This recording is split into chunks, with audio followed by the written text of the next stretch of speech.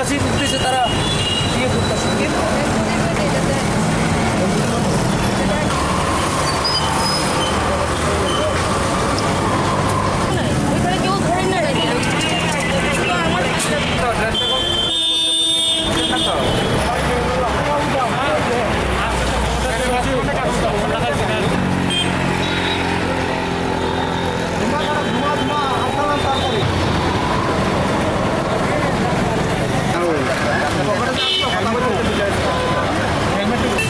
আমরা police, traffic বলুন আর district police বলুন, আমরা সবাই এফোর্ট দিচ্ছি।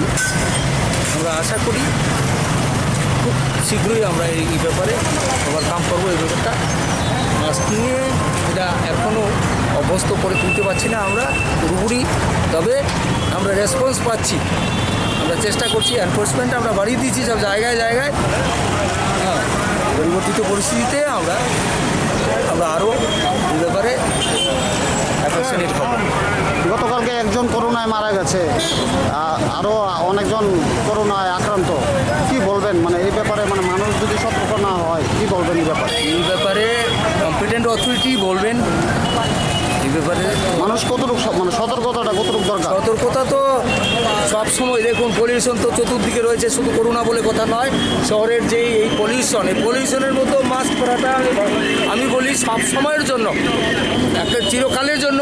এখন থেকে এটাকে আমাদের অন্যান্য মোবাইল যেমন রাখি সঙ্গে, একটা পেন যেমন রাখি, নিত্য প্রয়োজনীয় জিনিসের মধ্যে অন্যতম হিসাবে আপনার লাংসটাকে ঠিক রাখার জন্য এটা বিশেষ দরকার।